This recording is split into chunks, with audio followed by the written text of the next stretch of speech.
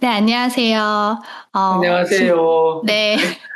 네, 저희 지난번 영상 보셨던 분들은 아시겠지만, 지금 미국 텍사스에서 특허 변호사로 활동 중이신 구창회 변호사님을 모시고, 미국에서 특허 변호사로 활동하는 이야기, 그리고, 엔지니어셨다가 미국 로스쿨을 다니시고, 다시 바시험을 보시게 된 이야기들에 대해서 저희가 시리즈로 나눠서 이야기 나누고 있습니다. 혹시 지난 이야기를 못 보셨으면 지난 이야기 먼저 보시고 오늘 에피소드 들으셔도 좋고요. 네, 혹시 아직 못 보셨던 분들을 위해서 저희 구창회 변호사님 자기소개 먼저 부탁드릴게요. 예, 안녕하세요. 저는 지금 미국에 있는 로펌에서 그 출원하고 소송을 담당하고 있는 구창회 변호사라고 합니다. 만나서 반갑습니다. 네, 안녕하세요. 변호사님 잘 지내셨죠?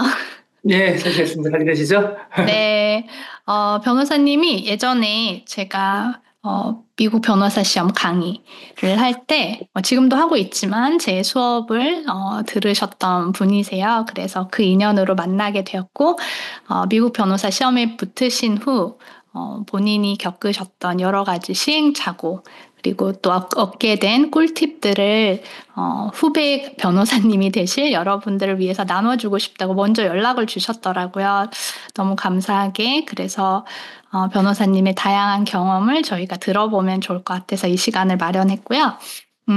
그래서 오늘 함께 이야기해 보려는 이야기는, 변호사님이 특이하시게 직장을 다니시면서 로스쿨을 다니신 케이스거든요. 그래서 어떻게 미국에서 직장인이 직장을 다니면서 로스쿨을 다니실 수 있었는지, 그게 가능한 과정은 어떤 것들인지 한번 들어보려고 합니다. 변호사님 원래 엔지니어셨는데 로스쿨로 가셨잖아요. 근데 직장 네네. 생활도 하시면서 그러면 네. 그런 건 어떤 과정으로 다니신 거세요? 아, 학교 생활을 했었던 거 다시 되돌리면 지금도 굉장히 어려웠어요. 그러니까 일단 직장을 다니면서 그 로스쿨을 가게 된 이유는 이제 반반, 자의반, 타의반. 로펌이라고 하는데 저희 회사 변호사 100여 명 가까이 되는데 변호사가 아닌 사람이 저밖에 없었어요. 아, 그러니까 잠시만요. 그럼 변호사님이 그때는 엔지니어가 아니라 페이턴트 에이전트 일하셨을 에이전트, 때 예, 이야기시죠? 맞습니다. 예. 아, 네. 에이전트로 있을 때. 네, 잠시만 설명을 드리면 변호사님 원래 엔지니어셨다가 어, 페이턴트 에이전트라고 해서 미국 내에서 특허를 출원하는 업무를 맡는 그런 전문직으로 로펌 안에서 일하시다가 그 다음에 이제 로스쿨을 가게 되는 그 이야기시죠?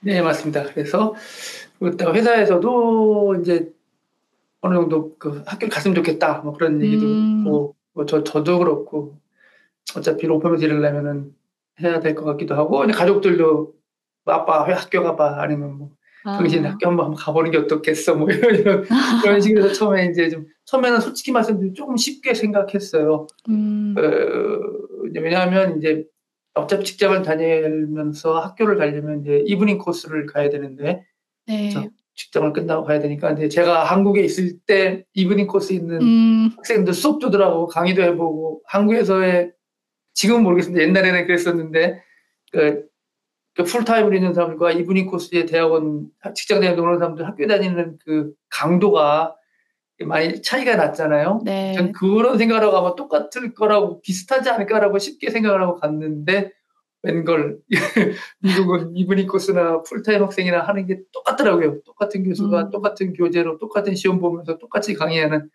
그래서 엄청나게 고생을 처음에 굉장히 많이 했습니다.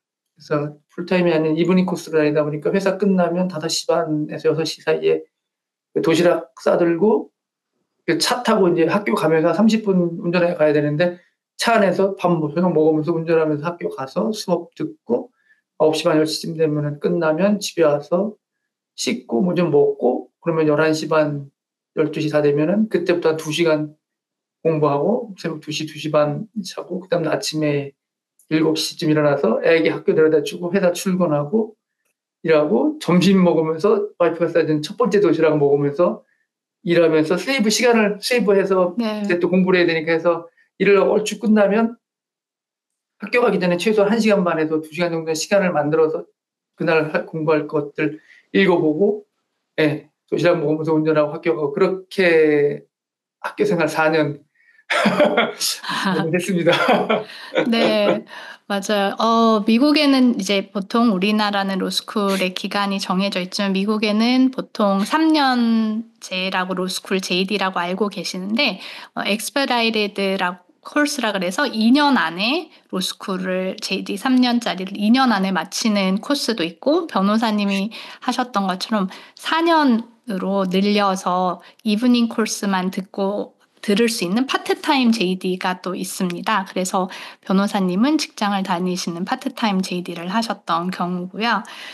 저도 예전에 사실 파트타임 JD 4년짜리를 고려했던 적이 있어요. 저는 결국에는 이제 풀타임, 데이타임으로 3년짜리 JD를 다녔는데 사실 제가 그 당시에 4년짜리 JD를 생각했던 이유가 저녁에 하니까 아이들을 낮에 제가 보고 남편 퇴근하면 저녁에 이제 학교를 갔다 오면 좋을 것 같다라는 생각이 하나 있었고 또 하나는 왠지 한국 말씀하셨던 것처럼 어떻게 보면 야간 대학원이니까 학교가 들어가기가 좀 쉬울 거라고 생각을 막연히 했어요. 그런데 네, 맞습니다. 네, 보통은 사람들이 처음에 그렇게 시작을 하죠. 근데 제가 그 당시에 그 엘세 스코어를 보니까 거의 똑같은 거예요. 네, 그래서 차이가 왠지 없어요. 야간이면은 한국 기준으로 뭔가 야간이면 조금 더 쉽거나 좀 편하게 갈 수 있을 것 같다는 약간 그런 선입견이 맞습니다. 예. 있었는데 조금 의아했었거든요. 왜 입학 점수가 똑같을까?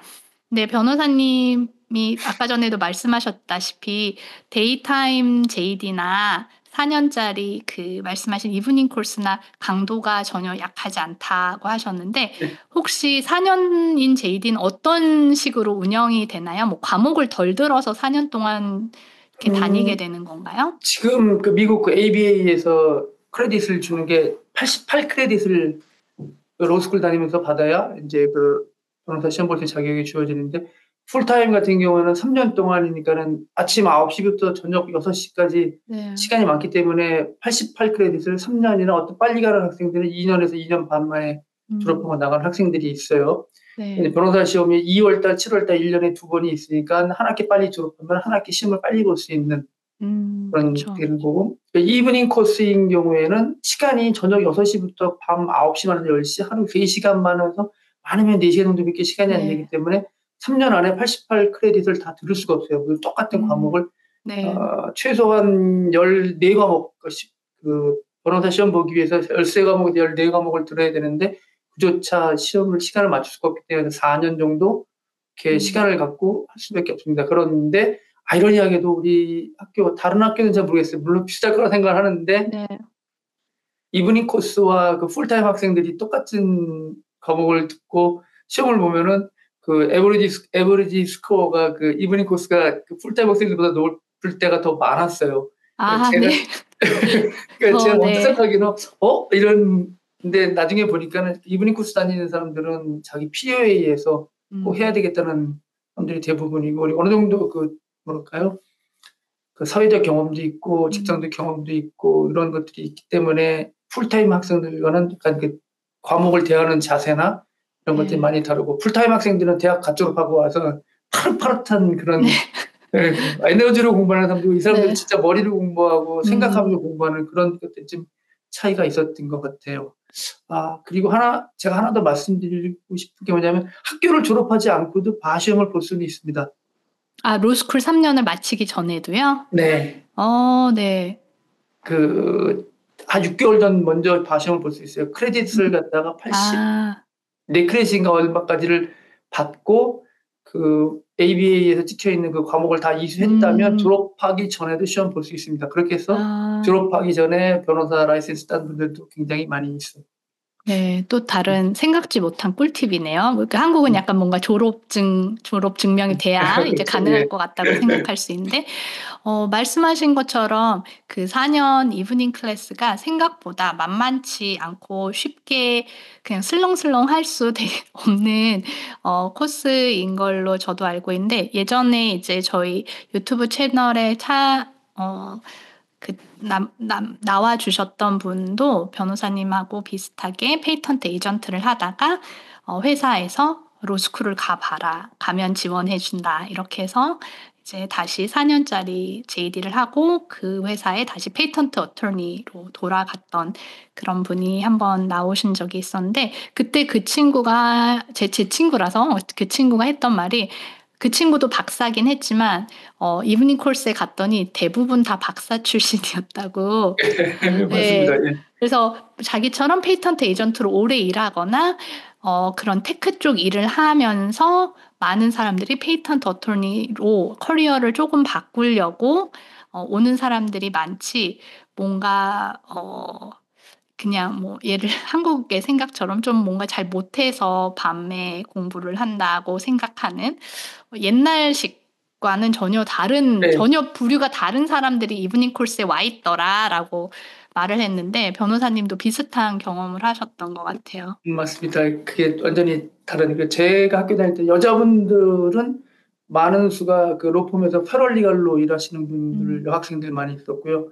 남자 중에서는 제일 많았던 직종이 CPA 아. 회계사 그리고 네. 자기 회계사 사무소 하시는 분들 6-7명 정도 있었고 특허 쪽에서 일했었던 분은 제 하나 로펌에서 네. 지금 저하고 가장 가깝게 친했던 미국 특허청 심사관으로 일했던 친구 이렇게 해서 나머지는 이제 다 개인 뭐 저가지만 그런 류의 직업들이 가장 로스쿨에 가장 많이 오는 직종들이 그런 분들이 많으셨던 것 같아요. 그렇군요. 네. 근데 사실은 또 약간 한국도 트렌드가 바뀐 것 같긴 해요. 제가 지금 서강대에서 글로벌 법무대학원에 강의를 하고 있는데 그분들도 이제 직장을 다니시는 분들이 보통 저녁, 주중 저녁 아니면 이제 토요일 아침 수업을 들으시는데 제가 정말 예전에 저도 대학원을 한국에서 다닌 적은 없지만 만약에 제가 직장을 다니면서 다녔다면 조금 저는 안일하게 다녔을 것 같은 거예요. 회사 일에 치여서. 근데 요즘 이제 그 대학원 저희 학생들 보면 너무너무 열심히 하시더라고요. 그래서 정말 저녁에 이렇게 공부하시는 분들이 자기 개발에 뜻이 많으시고 공부에 열정을 가지시는 분들이 이제 오시는 거구나.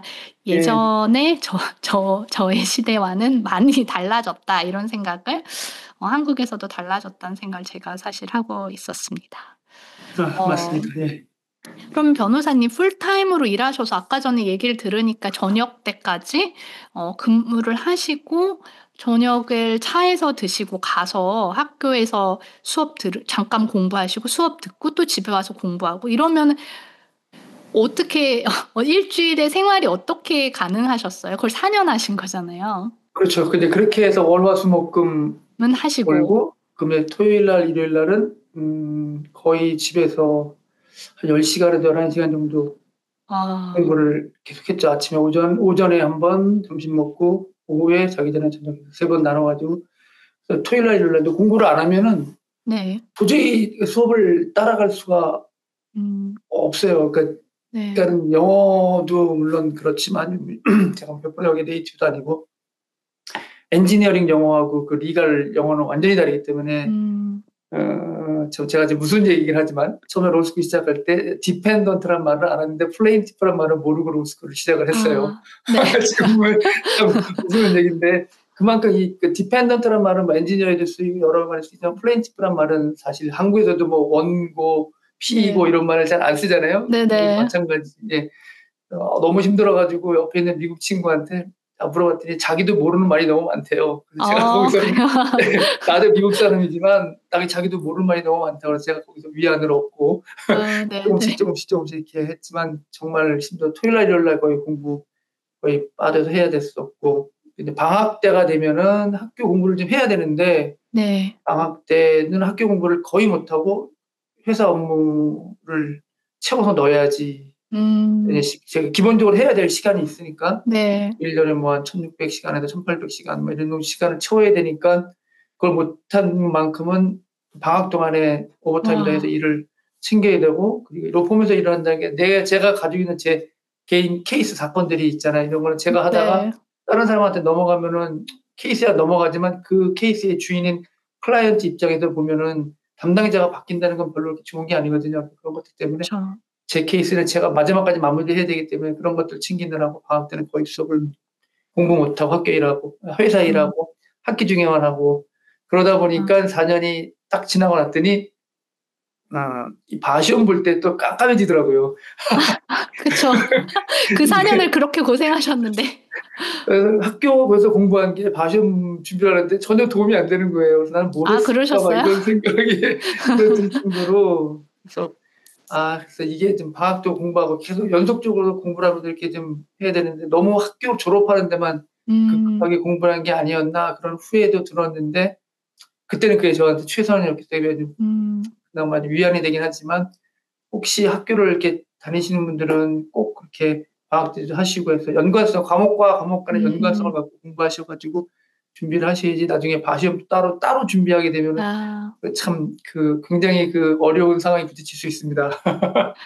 네. 그러면은 지금 변호사님 같은 경우에는 1년에 1,600시간 빌링 아워가 있는 직종에서 페이턴트 에이전트로 일하시면서 공부를 하셨기 때문에 사실 시간적 압박이 굉장히 심하신 편이었는데 만약에 그렇지는 않은 직종에 조금 더 시간적 여유가 있는 사무직 뭐 그런 분들이 예를 들어 4년 JD를 하신다면 그런 분들한테는 방학 동안에도 원래 방학 동안 수업을 들을 수 있나요?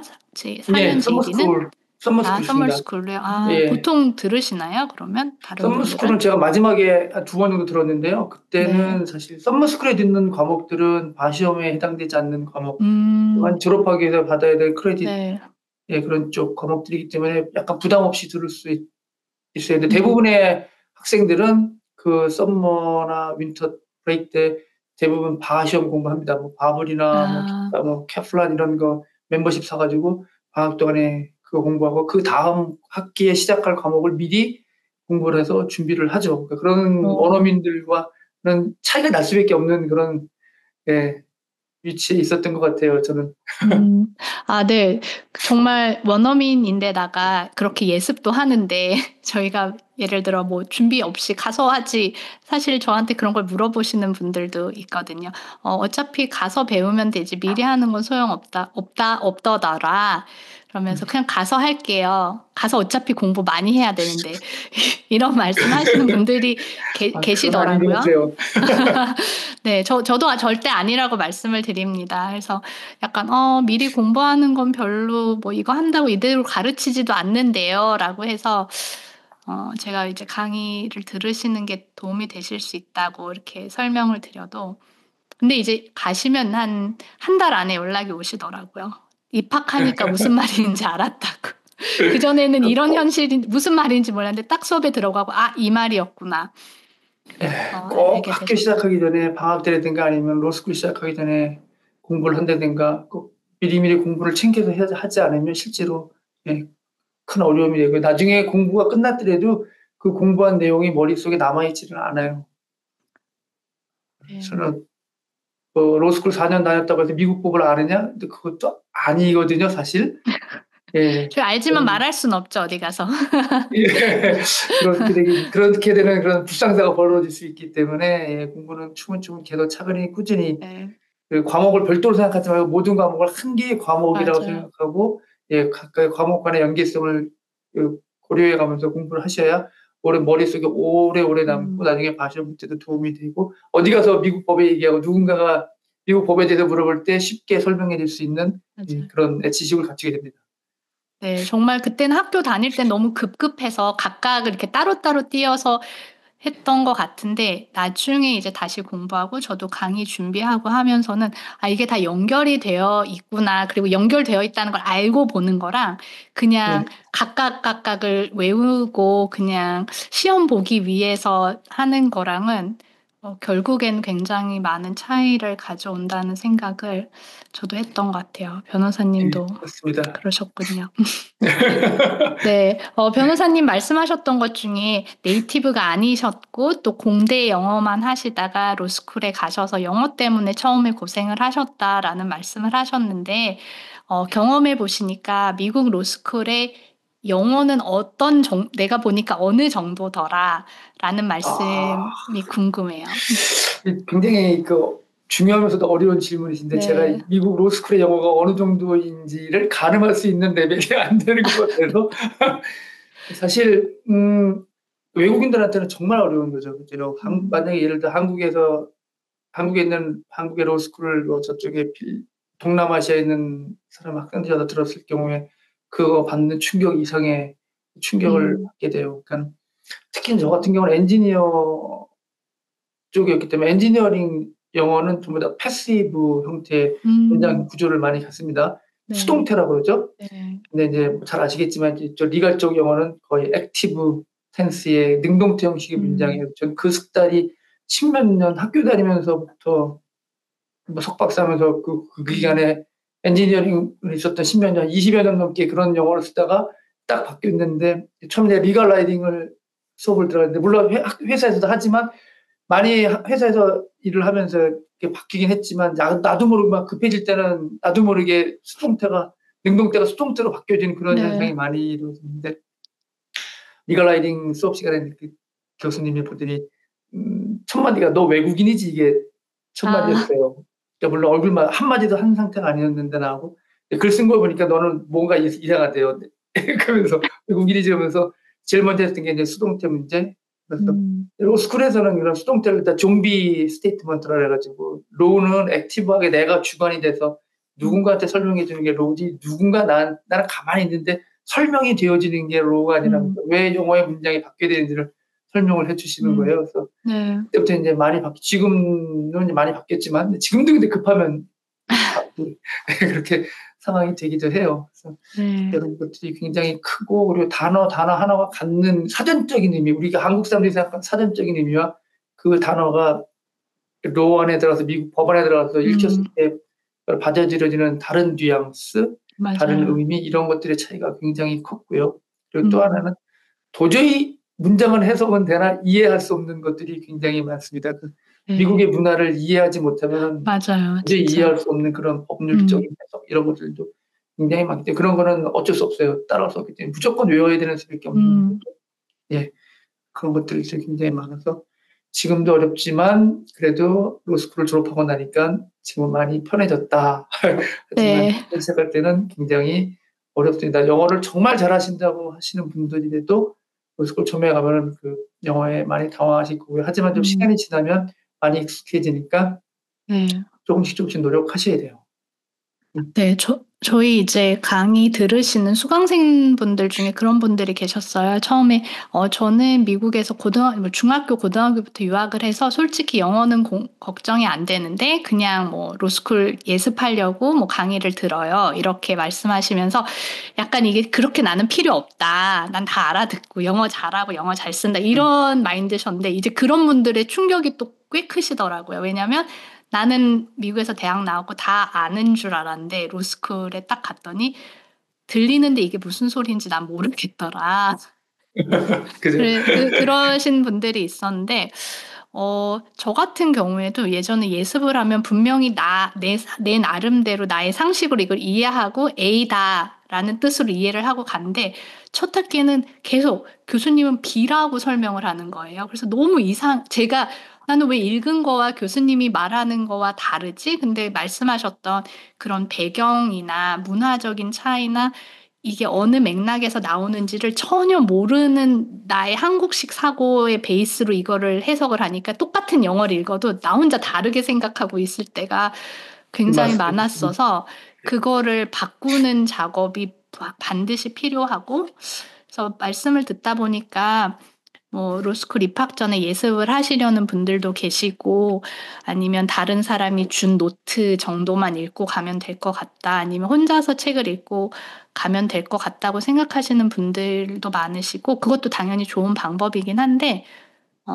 그런 경우 오히려 어떻게 보면 나만의 세계와 나만의 어떻게 보면 잘못된 사고로 그 문제를 잘못 이해하고 굳게 믿고 로스쿨을 가셔서 교수님 설명을 들어도 설명을 드릴 수 없는 그런 거에 갇힐 수 있을 것 같아요. 왜냐하면 처음에 너무 자기가 혼자 공부를 했기 때문에 그렇게 이해를 해버렸기 때문에 그래서 좀 좋은 가이드가 필요한 것 같다? 그런 생각을 좀 해요. 좋은 가이드가 필요하고요.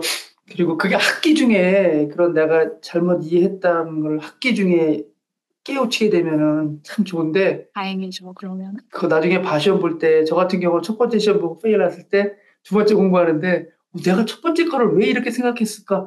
그러니까는 그런 경우가 막 생기기 시작하는 거예요. 맞아요. 그러니까는 답은 맞췄는데 이게 답이 다르게 막 생각하고. 찾아간 원인을 다른 방법을 갖고 갔었던 거죠. 그런 것들이 이게 공부할 때마다 새록새록 느끼면서 네. '야, 난 진짜 뭐 했나?' 이런 생각도 들었던 게 있어요. 그래서 이게 법을 해석하는 거에 대한 차이일 수도 있지만 그런 건 아니고 본인이 법을 대하는 자세나 아니면 영어에 대한 이해 부족에서 오는 그런 것들이 굉장히 커요. 그래서 맞아요. 차근차근 하나씩 잘 읽어보면서 로 엘리먼트를 맞춰가면서 이렇게 이해를 하지 않으면 나중에 가면은 답은 맞았으나 거기에 이르는 과정은 완전히 틀린 그런 맞아요. 현상이 벌어질 수 있는데 그게 이제 나중에 되면은 에세이로 나타나게 되거든요. 네. 에세이 문제에 그게 나와버리면은 큰일 나죠.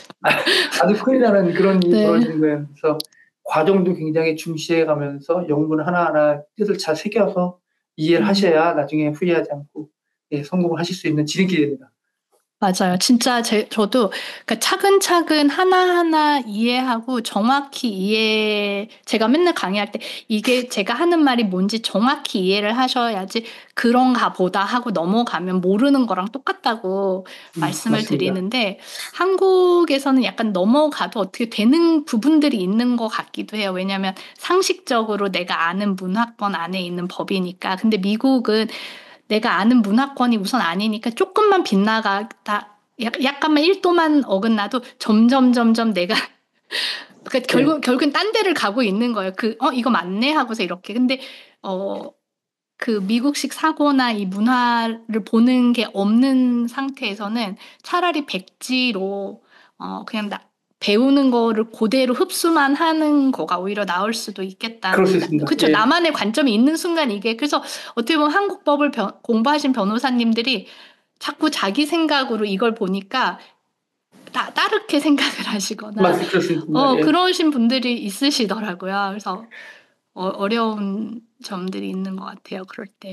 얼핏 잘못해서 자기의 생각이 가미가 되면서 한 번 더 생각을 하게 되면 그게 꼭 다른 쪽에 안 좋은 현상이 나타나는 것들이 있을 수가 있기 때문에 네. 제대로 이해를 하지 않으면 꼭 이렇게 좀 헛다리를 짚는 그런 상황이 벌어질 수가 있어요. 참 네, 맞아요. 주의하셔야 될 부분 중에 하나입니다. 네.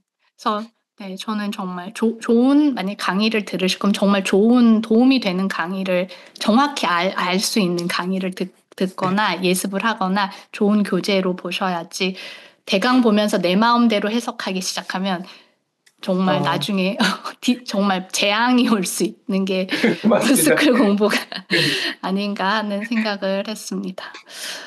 네, 그럼 변호사님 그렇게 너무나 힘들고 또 보람도 있으셨을 4년의 JD 생활이셨을 텐데 그 기간을 어떻게 잘 보내시고 어떻게 보면 견디셨던 본인의 전략이 있으셨을까요? 글쎄요, 그 전략 그런 거는 특별히 일단 시작을 했으니까 끝은 봐야 된다는 생각은 중간에 관두고 싶은 생각도 진짜 굉장히 많이 했는데 여기까지 어떻게 했는데 이걸 관둬 이런 생각이 네. 많이 들기도 하고 해서 글쎄 그런 것 같아요. 내가 지금 몇 년 고생하겠지만 고생해서 나중에 몇 년 더 일을 할 수 있는 2년 고생해서 4년 더 일을 할 수 있다면 성공하는 거다. 뭐 그런 게 있었고 그리고 하는 일도 그렇고 특별히 그리고 공부를 싫어하거나 그러지는 않았어요. 그렇다고 미친 듯이 하지는 않았지만 그래도 나쁘지는 않았던 것 같아서 나름대로 자위하면서 내가 2년 4년 공부해서 8년 10년 더 일을 할 수 있다면 성공한 거다 뭐 그런 생각도 하기도 하고 나중에 변호사 타이틀이 생기면 좋겠네 뭐 이런 생각도 하게 되는 거고 그러다 보니까 그냥 시간이 가긴 가더라고요. 네. 시간이 가긴 가면서 4년이라는 걸 실제로 중간에 휴학을 한번 했고 너무 힘들어서 죽을 것 같아가지고 진짜 하다가 바로 하셨을 것 같아요, 진짜. 휴학을 하나 했는데 그다음에 복학하고 나서 그 졸업해야 될 과목이 순차적으로 생기는 바람에 학교를 한 학기를 더 다니면서 이제 토탈 학교를 다녔던 시간은 5년이 되는 거죠. 수업 들었던 건 4년은 수업 들었고 네. 그런 식으로 했는데 사람이 하는 일이다 보니까 하게 되면 하면 다 해요. 조금만 너무 이렇게 난 너무 의지가 너무 약해 이런 사람 아니라면 거의 다 할 수 있는 그렇다고 미국의 JD나 뭐 이런 것들 한국만큼 진짜 뭐 어렵진 않으니까 나름대로 음. 한국보다는 미국이 쉽다는 평가가 대부분이 다수고. 그렇진 않은 것 같아요, 제 생각에. 그렇죠. 한국에 안면허사님 잘 아시겠지만 저는 모르겠지만 그래서 나름대로 저도 했는데 이 나이 먹어서 그 나이에 했는데 뭐 웬만한 분이라면은 쉽게라고 하는 건 아닌 것 같아요. 네, 잘 하실 수 있을 것 같은 생각이 듭니다. 죄송하지만 그럼 혹시 로스쿨을 다시 가셨던 때가 나이가 어떻게 되신지 여쭤봐도 될까요? 제가 48인가 8인가 시작했던 것 같은데요. 로스쿨에 네, 들어가신 시작할 입학 때가. 예. 와, 너무나 많은 분들한테 격려가 될 것 같아요. 왜냐면 많은 분들이 저 30 몇 살인데 너무 늦은 거 아닐까요? 뭐 40인데 막 이런데 그분들로 치면 벌써 훨씬 더 나중에 결심하시고 가신 거니까 너무 대단하시네요. 맞습니다. 네. 50 넘어서 졸업했으니까 제가 다닐 때 네.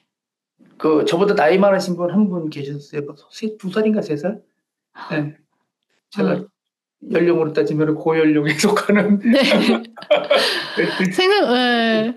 저는 이제 로스쿨 다닐 때 저희 학년에 한 50대였던 분이 계셨는데 그분은 미국에서 이제 군인을 하시고 미국은 군인들이 이제 베테랑들 로스쿨 학비를 대주는 경우들이 있잖아요. 그래서 네. 무료로 학교를 50대에 다니신 분이 있으셔서 와 대단하다 이러고서 나중에 바시험을 보러 갔어요. 그랬는데 네. 바시험 보는데 한 70대 이상인 게 너무너무 분명한 할아버지가 바시험을 보러 오셨더라고요. 그래서 약간 정말 한 90대라고 해도 믿을 수 있는 70은 지금 제가 이제 40 중반이 돼서 보니까 70으로서는 그 정도는 아니실 것 같아요. 80대 이상일 것 같은 그런 분이 오셔서 와 대단하시다. 저런 분도 학교를 다니시고 또 바시험을 보러 오셨는데 이런 생각을 했던 때가 있습니다. 그래서 도전은 끝이 없는 것 같아요. 그렇죠. 대단하시죠. 어떤 뜻이 있으셨는지 모르겠지만 그 미국 할아버지께서 오늘 너무 많은 좋은 이야기 해주셨는데 그러면 마지막으로 직장인이 뭐 한국에 있는 직장인이든 미국에 있는 직장인이든 로스쿨을 만약에 입학한다면 어떤 것들 미리 알고 준비를 하면 좋을지 한번 하나 팁을 주시면 어떤 게 있을까요? 제 경험에 비춰보면 저는 너무 모르는 상태에서 소위 말하는 맨 땅에 헤딩한다는 그런 말 있잖아요. 그런 상태에서 로스쿨을 시작했었던 것 같아요. 근데 참 이상하게도 제가 로스쿨 처음에 시작해서 들었던 과목이 컨트랙트하고 이제 시빌 프로시저, 리걸 라이팅 이런 게 이제 처음에 원의 첫 번째 세메스터였는데 그 시빌 프로시저하고 컨트랙트 수업 듣고 첫 번째 퀴즈 시험을 봤는데 10문제씩 났는데 유일하게 다 맞힌 사람이 저 하나 있었어요. 와. 저는 그래서 솔직히 대단하신 분이시네요. 나는 진짜 로를 위해서 태어났나 보다 그랬는데 네. 근데 그게 다 시간이 가면서 다 깨지고 간근히 졸업할 수 있는 상황이 되어버렸어요. 이게 무슨 얘기냐면은 아무것도 모르는 상태에서 시작해서 자기의 성과를 얻는 것도 좋지만 뭔가를 시작하기 전에 준비를 좀 더 했었다면은 내가 처음에 얻었었던 그 결과를 마지막 졸업할 때까지 가져가지 않았을까라는 생각을 하게 돼요. 그러니까 로스쿨 원하시는 분들 있으면은 입학이 결정이 되고 나면 들어가기 전에 프리로우 과정이라든가 이런 것도 꼭 들어보시고 아무 데서나 듣지 마시고 잘 숙련돼 있는 그런 렉처나 이런 분들 통해서 강의 듣고 안 변호사님 동영상 제가 들어서 잘 알지만 이렇게 친절하게 설명해 주는 것도 좋지만 개념부터 원리부터 하나씩 단계를 밟아가면서 설명해 주는 그런 동영상들이 많지가 않거든요. 그런 거 차근히 챙겨보면서 준비를 좀 어느 정도 맞추신 다음에 로스쿨을 시작을 하셔야 본인이 처음이 가지셨던 꿈을 마지막으로 졸업할 때까지 상큼하고 깔끔하게 가지고 졸업하실 수 있습니다. 그렇지 않고 나는 시작하면 잘할 거야. 시작해서 열심히 하지 이런 생각하면 처음에는 잘할 수 있어요. 근데 이게 시간이 지나면 마라톤 게임이 되면은 100m 달리다가 마라톤 게임이 되면 나중에 가서는 제일 뒤에서 끌려가는 본인이 가는 게 아니고 끌려가는 그런 상황이 벌어질 수 있기 때문에 항상 뭔가를 하기 전에 준비 작업을 철저히 해서 다음에 로스쿨 시작을 하시고 로스쿨 다니시면서도 중간에 방학 때 인턴십 같은 거 많이 찾으셔가지고 로스쿨 이런 로펌에서 일 하시고 하셔야 나중에 졸업할 때 자기 인턴 했었던 로펌으로 가게 되거나 그런 그쵸. 케이스가 생기니까 그런 일 꾸준히 학교 다니시면서도 잡 찾는 일을 늦추시지 마시고 계속 하셔야 되고 그리고 본인이 올스쿨을 졸업하면 어떤 쪽에 롤을 할지 프랙티스 할지를 이제 결정을 하셔가지고 그런 게 있다면 그런 부분을 좀 더 포커스를 맞춰서 수업을 좀 더 많이 듣거나 아니면 심화된 공부를 하시거나 그런 쪽 로펌을 찾아보거나 이렇게 하시면은 좋을 것 같아요. 특히 여름방학 때 헛되이 보내지 마시고 공부하시거나 아니면 꼭 인턴십 자리 잡으셔가지고 꼭 일을 해보세요. 그게 큰 도움이 되고 나중에 큰 자산이 됩니다. 네.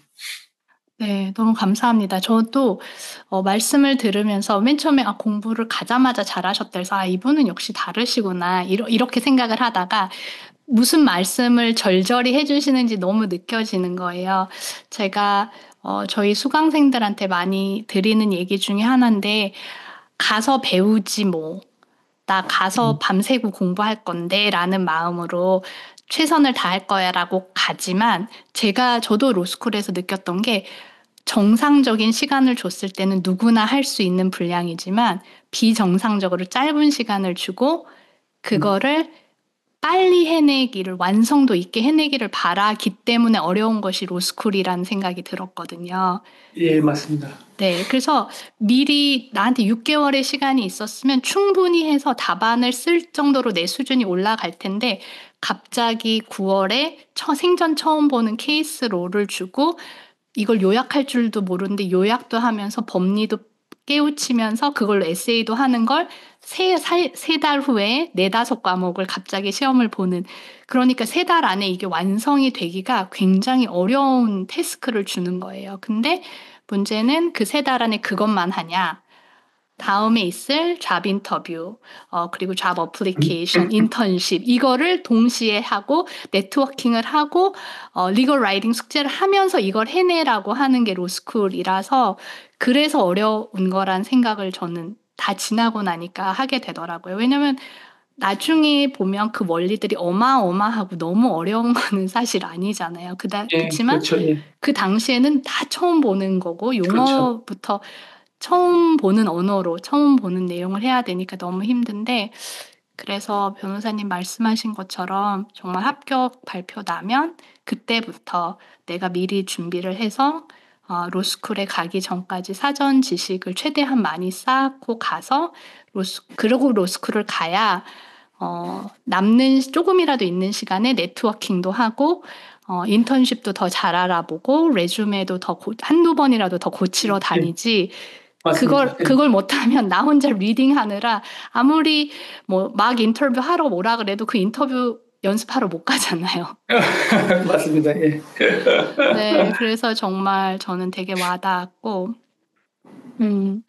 또 강의가 도움이 되셨다고 하니까 그것도 되게 감사하고, 네, 정말 로스쿨은 사람들이 많이 가서 공부만 하면 될 거라고 생각하지만 공부만 하면 잡이 생기지는 않는다는 맞습니다. 그쵸. 네, 잡을 잡기 위한 인턴십을 잡기 위한 별도의 내가 생전 처음 해보는 활동을 더 미국 사람보다 불리한 상태에서 해야 되는데 그걸 할 시간도 마련을 해야 되고 그거는 내가 맞습니다. 미리 할 수 없는 거니까 로스쿨 때 하더라도 공부는 미리 하고 갈 수 있는 거니까 네. 최대한 미리 할 예. 수 있으면 하면 저도 그래서 강의를 만든 거기도 하고요. 왜냐면 정말 가보니까 안 그러면 이거 살아남기 너무 힘들더라고요. 저도 몰랐어요. 그때는 가면 하겠지. 이렇게까지 내가 해봤는데. 근데 약간 다른 종류의 어려움과 도전이 되었던 것 같아요. 맞습니다. 예. 굉장히 다른 세계에 그런 있는 것 같은 느낌? 거의 네. 문제는 가봐야 안다는 거잖아요. 사람들이 그렇죠. 그전엔 가봐야 그래도 난 할 수 있어. 네, 가봐야 알기 때문에 가기 네. 전에 가봤던 사람 얘기를 잘 듣고 너무 성공한 사람의 얘기만 들으면은 나도 쉬울 것 같은 느낌이 들어요. 근데 그렇지 않고 다 그 성공 뒤에는 고생이 많이 있었다는 거 꼭 명심하시고 미리미리 사전에 준비를 잘 하셔야 학교 생활도 재밌게 하실 수 있고 졸업하고 맞아요. 나서 원하는 직업 잡으실 수 있을 거예요. 네, 저희가 사실은 어떻게 보면 자랑할 수 있는 경력과 학력이 있는 사람인데도 되게 솔직하게 그거 되게 힘들다고 지금 말하고 있는 거잖아요. 왜냐면 변호사님은 지금 말씀하셨다시피 공학으로 박사도 하시고 미국 특허가 150개 이상 거의 200개 가까이 있으시고 로펌에서 일도 하시고 정말 정말 그 분야의 탑을 찍으신 분인데 공부와 모든 면에서 그러신데도 이게 만만치는 않다고 말씀을 하시는 거잖아요. 그래서 그런 거를 정말 저는 오늘 이거를 이제 뭐 로스쿨 아직 다니지 않으신 분들은 저분은 그렇지만 나는 뭐 이렇게 생각하실 분도 조금 있을 수 있지만 이제 한 발자국이라도 로스쿨에 가까이 오신 분들은 너무 도움이 되고 정말 로스쿨 졸업할 때까지 그리고 나중에 직장 생활을 하게 되실 때까지 도움이 되실 말씀 너무 많이 해주셔서 되게 귀한 시간이었던 것 같아요. 그래서 너무 감사합니다. 좋은 시간이 되셨기를 꼭 간절히 바라고요. 저도 지금도 뭐 고생을 하고 있지만 뭐 언제든지 뭐 도움이 필요하시거나 아니면 뭐 문의사항이 있으시면 연락 주시면은 제가 도와드릴 수 있는 만큼 최선을 다해서 알려드리고 도와드리도록 하겠습니다. 네, 감사합니다. 너무 많은 분들이 정말 변호사님 통해서 도움받고 또 자신들의 꿈을 이루어 가는데 힘이 되고 될 것 같아요. 오늘 시간 바쁘신데 시간 내주셔서 너무 감사드립니다. 네, 감사합니다. 네, 저희는 다음번에 또 다른 좋은 정보와 꿀팁으로 돌아오도록 하겠습니다. 감사합니다. 네.